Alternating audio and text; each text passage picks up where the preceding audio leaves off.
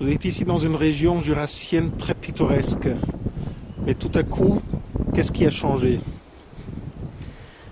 Alors, autour de nous ici, tout est nature. Il y a rien qui nous rappelle la civilisation, mis à part maintenant nos trois nouveaux sapins blancs. Je crois que c'est un affront de dire sapin, parce qu'un sapin c'est sympa, puis ça fait pas de bruit, et puis c'est naturel. Alors c'est ces tas de ferrailles qui n'ont rien à voir là au milieu, qui des paysages qui jurent complètement dans l'atmosphère. Et comment est-ce que vous avez appris de l'installation des éoliennes? Alors, on en a entendu parler vaguement qu'il y a des éoliennes qui se feraient, et puis on ne s'est pas trop inquiété parce qu'on n'y croyait pas trop. Et puis après, on sentait que le projet prenait peut-être toujours un petit peu plus d'ampleur, mais on ne s'est quand même pas inquiété pour autant, en se disant, mais même si elles allaient se faire, on ne se donnait pas le droit de les refuser, parce que c'était bien pour la planète.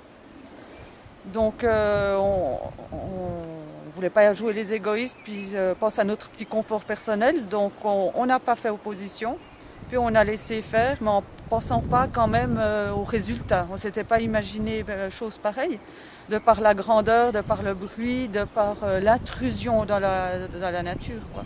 Et puis c'est le bruit qui était complètement insupportable.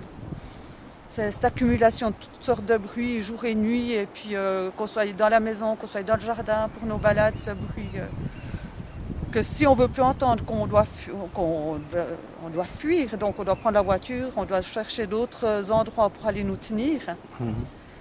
Et puis tout ça, ça a déclenché un peu notre intérêt pour les éoliennes, et puis on a commencé de s'intéresser, et puis de voir un peu pourquoi elles sont là, puis comment c'est là, puis à quoi elles servent, et puis vraiment un peu les études qui ont été faites. Puis de jour en jour, on découvre de nouvelles choses, et puis c'était de l'arnaque. Donc le projet, lorsqu'il avait été mis en place, n'a pas tout révélé, toutes les nuisances et toutes les suites que vous vivez. Non, parce que ça apparaît dans la feuille officielle, mais de toute manière, c'est pas sur notre commune, donc c'était même pas pour nous. Et puis si on lisait après coup, j'ai lu, c'était quand même présenté comme des éoliennes particulièrement silencieuses. Donc on avait ça, et puis il n'y avait pas de gabarit, donc on ne sait pas où elles étaient, on ne savait pas du tout la hauteur que ça représentait. On n'avait aucune idée. Et même les autorités ne vous avaient pas bien informé sur les suites? Alors ils nous ont rien du tout, il n'y a pas eu d'information, il n'y a rien eu du tout. Il n'y a pas eu d'information, il n'y a pas eu de séance, on n'a pas été avertis. Nous, quand ça a été après, quand elles sont arrivées, qu'on a constaté le bruit, on a fait venir chez nous le chef de projet d'Alpic, qui est venu parce qu'ils ont fait 8 ans d'études quand même pour les mettre.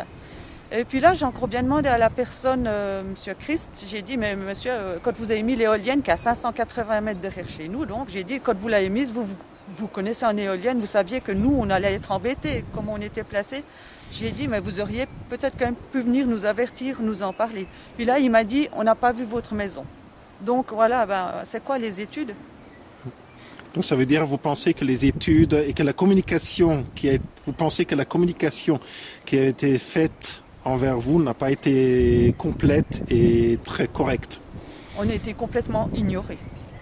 Puis on continue à être ignorés. Parce que la commune du Noirmont, quand on a su qu'il y avait le permis, qui avait été délivré, moi j'ai téléphoné à notre commune, et puis j'ai dit, mais si vraiment elles font du bruit, comment on va faire? Et puis là, ils m'ont dit, il faudra soit écrire à la commune de Muriot, soit chez Alpic, et puis nous, on vous soutiendra. On n'a eu aucun soutien de la commune. Et puis le canton, on a dû envoyer des lettres, jamais de réponse. Et puis maintenant, on doit continuer. Alors, on sait que partout où il y a des éoliennes, il y a des problèmes, que ça porte quand même des atteintes, qu'il y a des nuisances, qu'il y a quelque chose qui ne joue pas, que les lois ne sont pas adaptées, que les distances ne sont pas adaptées, on le sait. Mais ce qui est dur maintenant, c'est qu'ils continuent à mettre des éoliennes sans avoir résolu les problèmes. Ça veut dire même si les conséquences sont connues, vous pensez qu'actuellement les suites et les effets de l'installation des éoliennes n'est pas correctement communiqués avec des nouveaux projets. C'est pas communiqué, ils veulent pas les voir, ils le savent. La commune du Noirmont, là maintenant, on va passer le 30 avril. On a demandé un moratoire de 10 ans parce que le parc continue. Là, il y en a 3, mais il y en a 12 qui sont prévus. Ils sont mis à 12. Et la commune du Noirmont, en sachant quand même tous les problèmes, non, ils veulent faire des études, ils continuent. Alors on doit se battre pour les suivantes maintenant.